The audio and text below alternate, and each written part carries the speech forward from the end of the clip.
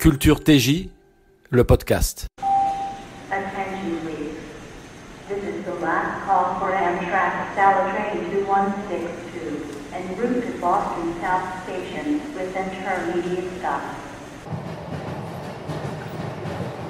Vous avez peut-être déjà entendu comme moi cette phrase « Pour l'Assemblée régionale, prends des mouchoirs ». Et oui, depuis quelques années, depuis que les vidéos sont massivement utilisées par la Watchtower, eh bien, il y a désormais une centaine de vidéos à l'Assemblée régionale qui sont diffusées, des petites capsules, des vidéos plus longues, des films, avec comme résultat la manipulation de vos émotions. Une vidéo peut vous faire pleurer, peut vous mettre en colère, peut vous rendre triste, peut vous faire peur, on y reviendra. Et dans un monde où la vidéo est reine, puisque désormais les livres ont perdu la bataille face aux séries sur Netflix, parce que les blogs ont perdu la bataille face aux vlogs sur YouTube, et que les gens consomment et reconsomment de la vidéo, les témoins de Jéhovah se sont mis à la page et utilisent cet instrument extrêmement puissant qui génère des émotions. Or, tous les publicitaires savent que les vidéos et les émotions sont essentielles dans les comportements. C'est-à-dire qu'une publicité va provoquer un acte d'achat, non pas en raison de la logique développée, mais en raison de l'émotion suscitée par le court clip vidéo. Donc, les émotions sont le fondement de vos actions et la Watchtower Bible and Tract Society, c'est-à-dire l'organisation des témoins de Jéhovah, l'a parfaitement compris et désormais elle utilise ces instruments puissants pour manipuler ses fidèles. Moi je me souviens avec regret avoir comme tout le monde eu les larmes aux yeux en voyant des parents qui racontaient que leur petite fille de 12 ans dont on montrait la photo sur l'écran était morte parce qu'on avait décidé de ne pas la soigner avec un traitement sanguin, et applaudir comme tout le monde à la fin ce choix courageux. Et aujourd'hui, je rage en me disant mais comment ai-je pu applaudir des parents qui ont sacrifié une enfant de 12 ans, une enfant qui n'est pas encore à l'âge majeur, qui ne peut pas prendre de décision pour elle-même et qui ont pensé finalement que leur fille était davantage au service de Dieu morte que vivante. Donc je vous propose dans ce podcast de passer en revue tous les types de vidéos ou d'émissions utilisées par les témoins et surtout le message qu'elles veulent transmettre. We warmly welcome you, dear brothers and sisters, for our first JW Broadcasting Monthly Program. Alors, à tout seigneur, tout honneur, on commence par le broadcasting. Le broadcasting a été une petite révolution. On se souvient tous du premier broadcasting présenté par l'inénarrable Stephen Lett qu'on a découvert avec ses mimiques à l'écran et le fameux « Nous vous aimons beaucoup ». Et le broadcasting est devenu le journal de 20h, la grand-messe des témoins de Jéhovah. D'ailleurs, le décor est volontairement celui d'un journal télévisé, avec la carte du monde derrière le présentateur, le bureau typique du journal de 20h, une table en verre qui voudrait signifier la transparence, un décor plutôt chaleureux, voilà, qui va vous mettre en confiance. Et ce broadcasting a été une façon d'inviter la dirigeance du mouvement des témoins de Jéhovah à la table des témoins une fois par mois, parce que les témoins très souvent s'invitent les uns les autres pour regarder tous ensemble eh bien, la diffusion qui provient de la maison mère. Vous connaissez tous cette expression, l'organisation nous nourrit. C'est la mère, c'est la nourrice qui vous nourrit au sein, littéralement. Il ne faut surtout pas s'en écarter, il faut juste boire le lait non frelaté que les témoins de Jéhovah vous donnent au sein. Et ce broadcasting a toujours une thématique qu'on va d'abord traiter avec la Bible en main, là aussi, toute l'hypocrisie d'avoir seulement une Bible sur la table, comme si le message délivré ne provenait que de la Bible, alors que c'est très souvent une habile manipulation de versets détournés et sortis de leur contexte, des rubriques, j'évoque, j'ai envie d'en rire, la fameuse chanson du mois, la chanson du mois qui est écrite en américain, qui est souvent incompréhensible ou alors ridicule pour les Anglais. Je me souviens d'un frère qui m'avait dit ce qui passe aux États-Unis ne passe pas chez nous les British, c'est-à-dire que ça devient cucul à praline. Voilà.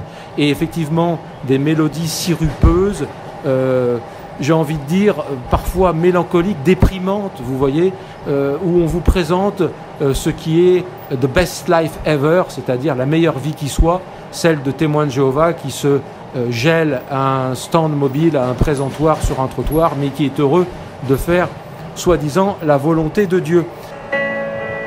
Il la voyait grandir toutes ces années,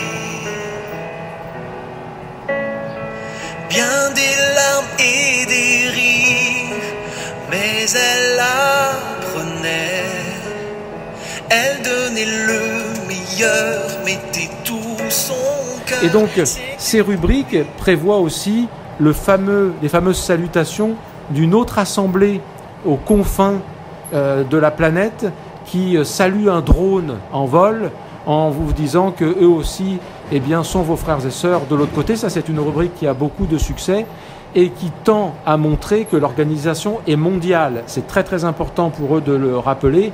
Même s'il y a 15 proclamateurs dans un territoire, on va vous dire qu'ils sont là, alors qu'en fait, ils ne représentent rien. Mais l'objectif, c'est de montrer la force de l'organisation, la centralité de l'organisation, avec toujours au poste de commande ou un membre du collège central, ou alors la garde prétorienne, la garde rapprochée, c'est-à-dire les assistants du collège central. Et regardez bien, ils sont tous américains et ils sont tous blancs, à l'exception de 1 ou 2 Africains, eux aussi américains. Vous ne verrez jamais un Mexicain ou un Japonais. Ne l'oubliez jamais, Dieu ne parle et ne révèle ses lumières qu'aux Américains. Alors Caleb, t'es partant pour aller prêcher? Tu penses que t'es prêt? Ah bon, t'es sûr? Avant d'aller prêcher, on doit parler de certaines choses. Allons voir si le pack prédication fonctionne. Bonjour, je m'appelle Caleb, je suis content de vous voir. Bonjour Caleb. Moi aussi je suis contente de... Caleb et Sophia. Alors Caleb et Sophia a été présenté comme une révolution chez les témoins de Jéhovah, où on a dit qu'on avait fait appel à des dessinateurs, à des artistes pour ce qui devait devenir une série de dessins animés. Alors déjà, les premiers, il faut dire la vérité, ils étaient ratés. Si vous reprenez les premiers épisodes, les personnages étaient affreusement dessinés, la mère faisait littéralement peur, et le père était une espèce de grand dadais, un peu dodu, toujours mouligasse. Et on va retrouver d'ailleurs ce stéréotype du couple où la femme est agressive et où l'homme est toujours une espèce de petit gros plutôt gentillet, très souvent dans la déclinaison des rôles dans les films des témoins de Jéhovah. Regardez bien, reprenez-les tous et vous verrez que notamment dans La femme de Lot, la femme de Lot aussi, c'est un mari qui se fait marcher sur les pieds par sa femme, qui est une espèce d'asiatique coréenne agressive au possible. Et vous retrouvez aussi ça dans Le fils prodigue, avec un père de famille qui est un petit gros mouligasse. Donc là encore, c'est étonnant parce que la Bible dit que l'homme est le chef de la femme, mais de facto, dans la romance vidéo des témoins de Jéhovah, on se retrouve très souvent face au contraire, c'est-à-dire face à des femmes à poigne et à des hommes, au contraire, qui subissent. D'ailleurs, vous le savez peut-être, il y a une histoire drôle qui circule depuis très longtemps dans les Bethel. On dit que justement, le Collège central s'est rendu compte que dans les familles chrétiennes, tout comme dans les familles de la société en général, c'est la femme qui finit par prendre le pouvoir. C'était vrai pour Samson et Dalila. Dalila, à force de pleurnicher, a fait craquer Samson. Et de la même façon, regardez aujourd'hui les couples âgés dans les supermarchés, vous verrez la femme en tête et le mari derrière qui porte les cabas avec l'air résigné. Donc c'est factuel, dans la société, les femmes prennent le pouvoir et elles le prennent aussi dans les familles de témoins, sauf que bibliquement, il ne devrait pas en être exactement ainsi. Et donc le Collège central, dans cette histoire drôle, se rend compte que dans les familles de témoins, les hommes ne dirigent pas. Donc il convoque tous les anciens d'une circonscription Et ils leur disent, ceux qui commandent chez eux, mettez-vous à gauche, et ceux qui ne commandent pas chez eux, mettez-vous à droite. Et là, tous les anciens se mettent à gauche, c'est-à-dire aucun n'est patron chez lui.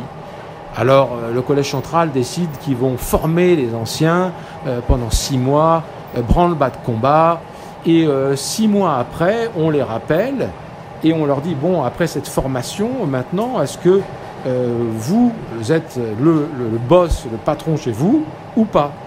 Et là, tous les chefs de famille vont à gauche, c'est-à-dire dans le camp de ceux qui ne commandent toujours pas chez eux, à l'exception d'un seul qui va à droite. Et alors là, il y a quand même une satisfaction de la part, voyez, de la filiale qui dit, ah ben voilà, il y en a au moins un qui, en appliquant le programme, est devenu le patron chez lui, le maître de maison. Et quand on s'approche de lui, on lui dit, frère, bravo déjà, et pourquoi tu t'es mis là? Et il répond, je sais pas, c'est ma femme qui me l'a demandé. Voilà, donc vous comprenez la boutade, il n'est toujours pas maître chez lui. Donc on retrouve, analysez bien toutes les vidéos qui sortent et vous verrez, on retrouve très souvent la femme à poigne, agressive, autoritaire et un mari mollasson.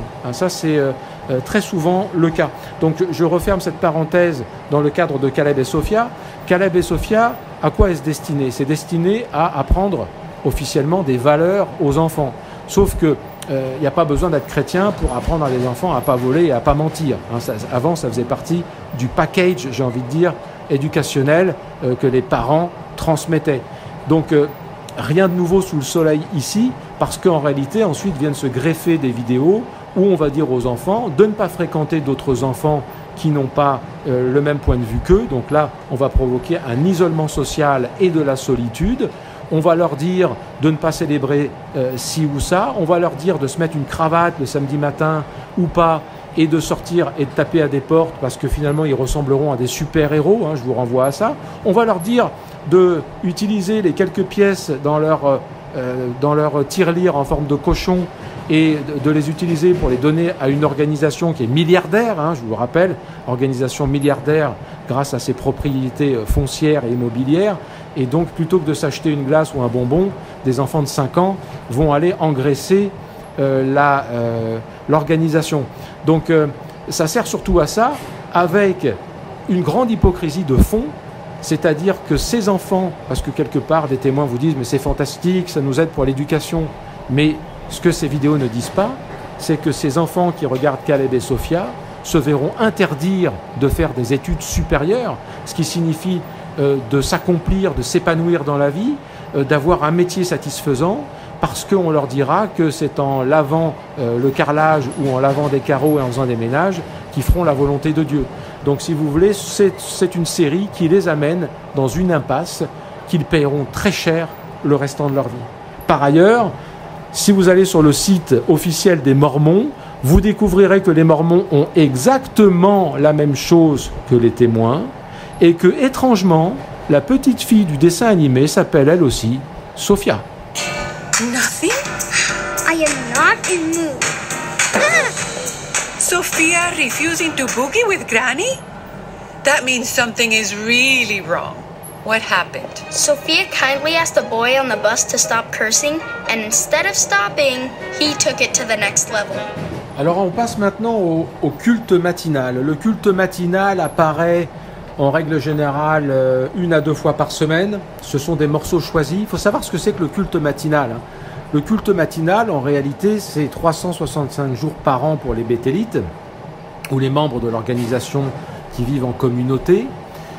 C'est quoi au départ? Le culte matinal au départ, c'est dans la salle du petit déjeuner du Bethel à 7h du matin, l'ensemble des béthélites en costume cravate qui d'abord lisent un petit manuel qui s'appelle le texte du jour, que certains appellent au Bethel le steak du jour, c'est-à-dire une façon déjà d'avoir de la nourriture spirituelle, et qui est ensuite commenté par des volontaires désignés à l'avance pendant une dizaine de minutes.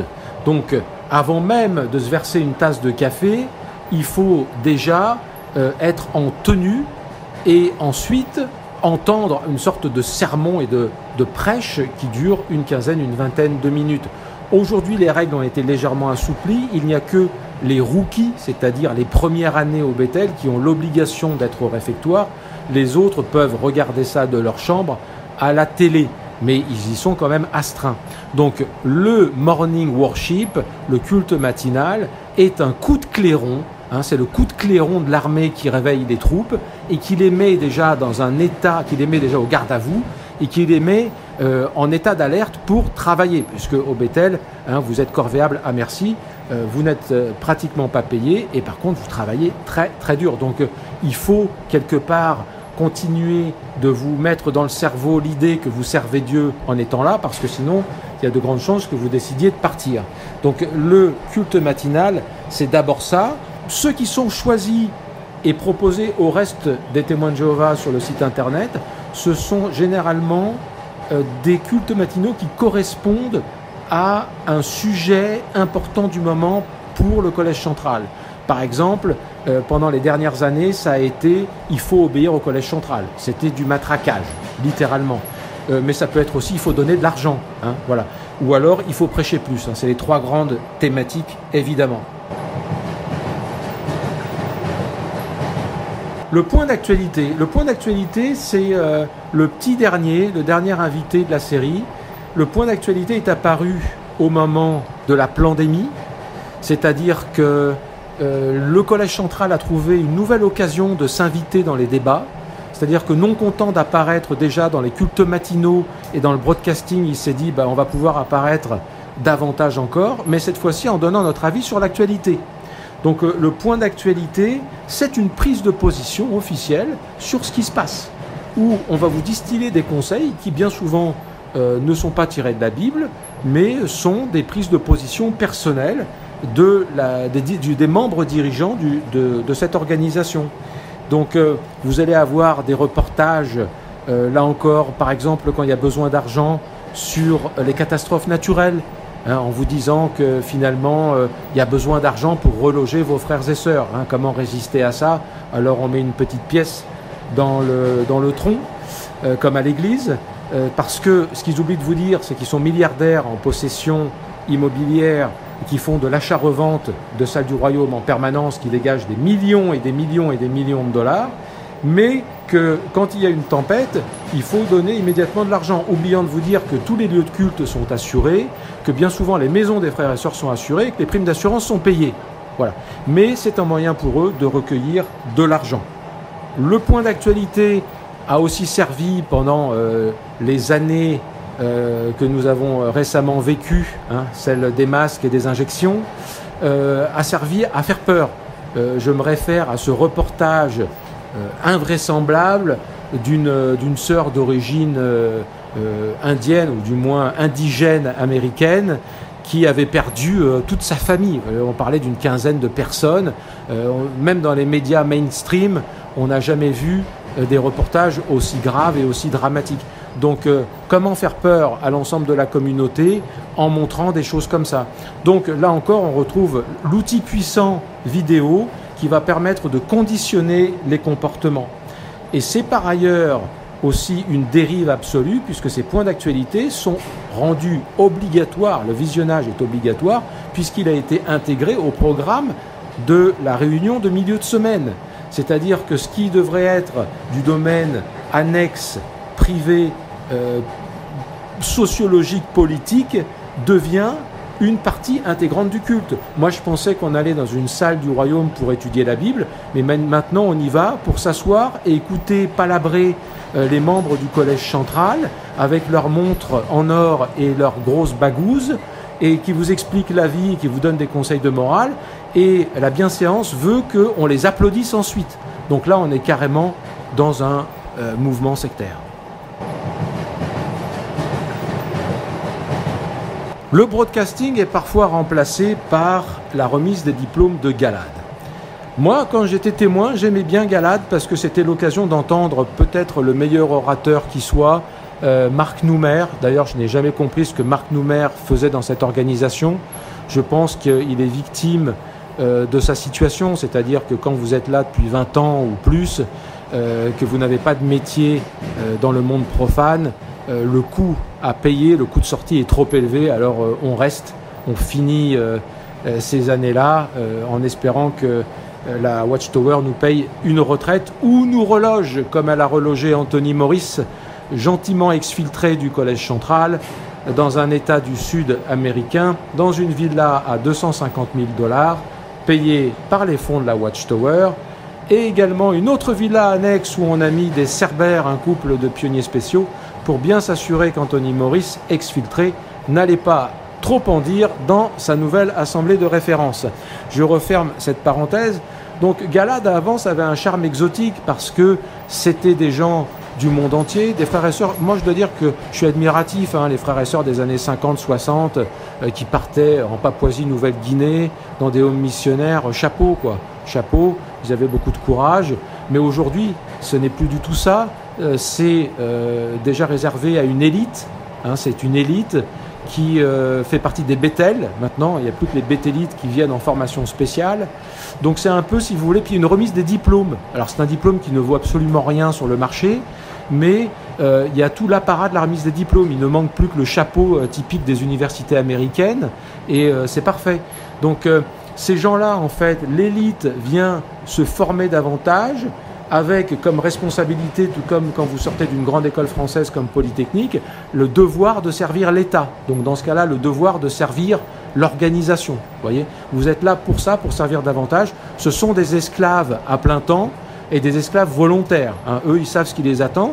Et donc d'un côté, ils sont récompensés, donc en montant sur l'estrade, sauf qu'il n'y a plus aucune surprise, parce qu'avant, on leur disait, tu pars aux îles Salomon, alors que vous étiez français, ou alors tu vas, je sais pas moi, au Kamchatka, alors que maintenant c'est tu retournes dans ton pays d'origine et au Bethel, parce que l'objectif c'est de faire de vous un serviteur sur lequel on peut compter pour mettre en place la politique de la maison mère. Il faut bien comprendre, ces gens-là sont des robots qui viennent verrouiller les prises de décision dans les comités de filiales. Et d'ailleurs, vous remarquerez que dans les pays africains et dans beaucoup de pays asiatiques, les décisionnaires ne sont pas les autochtones. Et d'ailleurs, les Africains l'ont compris et commencent à s'en plaindre. C'est-à-dire qu'on ne fait pas confiance à l'Africain pour diriger la filiale de son pays. Il faut tout le temps qu'il y ait un Américain blanc qui vienne diriger à sa place ou prendre la décision finale.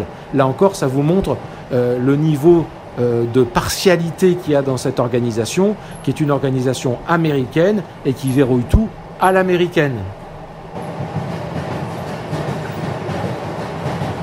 L'Assemblée générale annuelle, alors elle remplace aussi une fois par an en 3 épisodes le broadcasting. L'Assemblée générale, je l'ai déjà évoqué, c'est le grand happening, c'est l'équivalent de la sortie du nouvel iPhone. Avant, c'était simplement une formalité juridique, c'est-à-dire que le premier week-end du mois d'octobre, le comité exécutif de la Watchtower Bible and Tract Society rendait des comptes, présentait le bilan quelque part. C'est devenu aujourd'hui un grand happening avec les dernières révélations spirituelles. Donc les membres du Collège Central nous expliquent ce qu'ils viennent de mieux comprendre ou de comprendre tout court, ou mieux de nous dire que ce qu'ils avaient compris avant n'est plus valable parce que Dieu a changé d'avis. Donc là on est dans le blasphème, comme si Dieu s'exprimait par mensonge pour se corriger ensuite, avec l'histoire de la génération revue et corrigée par le Dr Splain avec sa baguette et son tableau blanc. C'est aussi une occasion de nous rappeler encore et toujours qu'il y a eu des catastrophes naturelles et qu'il faut donner de l'argent. Il y a toujours ce couplet-là aussi. Et en fait, c'est l'occasion également de faire de la prospective eschatologique, c'est-à-dire de toujours nous rappeler qu'on est au temps de la fin, ou dans les derniers des derniers jours, comme l'avait dit Stephen Lett, ça fait quand même déjà 4 ans, donc manifestement les jours sont longs, et de montrer des extraits, des bandes annonces, parfois terrifiantes. Moi je me souviens que j'ai très souvent utilisé en prédication cette bande-annonce qui annonçait que les témoins seraient les derniers à être détruits après Babylone la Grande, parce qu'elle avait un effet choc sur mes interlocuteurs, et je m'en étais bien rendu compte. Donc là encore, l'impact est fort. Le témoin de Jéhovah se dit oui, je suis vraiment à la fin, ce qui lui permet de repartir pour une année supplémentaire de sacrifice, sauf que évidemment l'année suivante on lui dira que la fin s'est approchée, mais qu'elle n'est pas encore là, parce que je vous le rappelle, ce monde refuse obstinément de s'achever aux dates déterminées par les témoins de Jéhovah. Au cours des siècles, Babylone la Grande, l'empire mondial de la fausse religion, a commis avec les rois de la terre des actes immoraux sur le plan spirituel. Dans un avenir proche, ces chefs religieux pourraient bien inciter les gens à penser qu'ils connaissent enfin une paix et une sécurité relatives. Que se passera-t-il ensuite? Jéhovah mettra dans le cœur des chefs des nations d'autoriser les Nations Unies à attaquer Babylone la Grande. C'est à ce moment-là que commencera la grande tribulation. Toutefois, ce ne sera pas l'attaque de Gog de Magog contre le peuple de Dieu. Comment le savons-nous? Et puis il y a ce bloc vidéo des assemblées régionales avec le grand tournant des vidéos dites du bunker, hein, ces vidéos effrayantes où on voyait des témoins qui étaient traqués par la police dans une scène armageddonienne, j'ai envie de dire.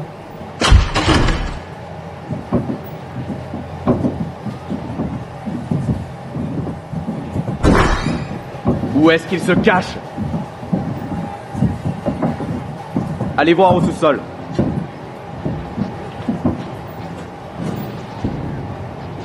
Ouvrez cette porte.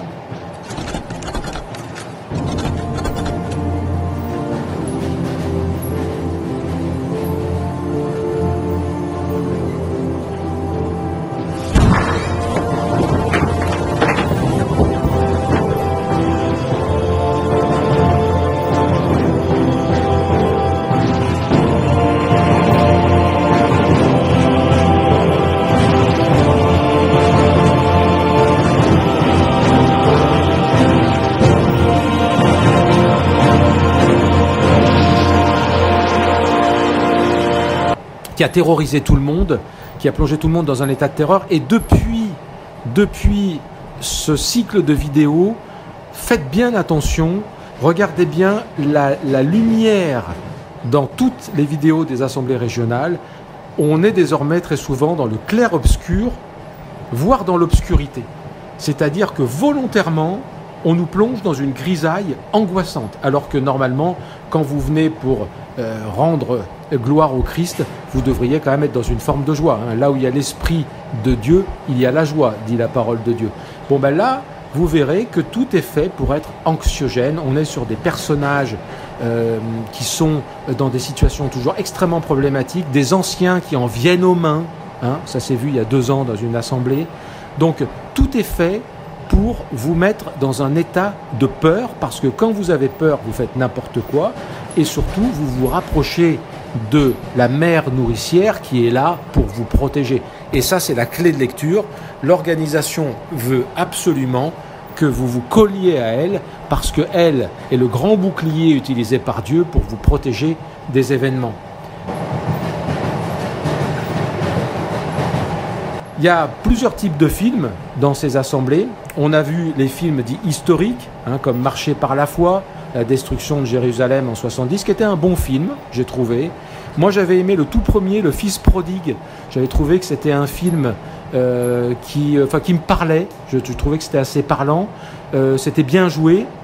Mais là encore, on retrouve dans tous les films des caricatures. Par exemple, les films des témoins de Jéhovah sont tournés dans des maisons qui sont immenses. Alors c'est peut-être toujours le cas aux États-Unis, mais quand un Japonais qui vit dans des maisons de 30 mètres carrés maximum, enfin c'est pas bien grand, c'est pour ça qu'il n'y a pas de meubles et qu'on dort par terre au Japon, ou alors un Africain au Ghana, moi j'ai un ami qui a servi au Ghana, il m'a dit que les frères et sœurs, y compris les anciens, dorment sous des tôles, il n'y a pas de tout à l'égout et on fait ses besoins dans le jardin. D'accord? Et il fait 40 degrés. Voilà. Donc imaginez ce que ressentent ces frères et sœurs qui parfois n'ont pas de chaussures et qui voient des familles américaines qui ont un pognon de dingue, avec des bagnoles de dingue, qui se disputent pour savoir qui aime qui, aussi sur ce film qui parlait de qu'est-ce que le véritable amour. Voilà. Donc là, on est plus dans la série Netflix que dans le réalisme. Par ailleurs, vous noterez aussi que les personnages dits du monde sont toujours dans la caricature absolue, c'est-à-dire que c'est toujours des gens qui sont méchants, c'est toujours des gens qui sont mal rasés, c'est toujours des gens qui boivent et qui regardent de la pornographie ou de la violence. Alors ça fera plaisir aux maris des sœurs qui viennent aux assemblées avec elles et qui se voient dépeints comme ce genre d'Olibrius, vous voyez. Donc là encore, on est dans la caricature grotesque. En conclusion, cette organisation n'a qu'un seul objectif, vous maintenir dans un état de peur, d'angoisse pour mieux vous contrôler, pour mieux vous manipuler. Vous devez être en permanence en état d'alerte. Vous êtes comme l'actrice dans Shining de Stanley Kubrick au moment où Johnny arrive pour l'exécuter à la hache. Et dans cet état d'esprit et de terreur, vous n'aurez qu'un seul désir, que l'organisation des témoins vienne vous protéger du danger.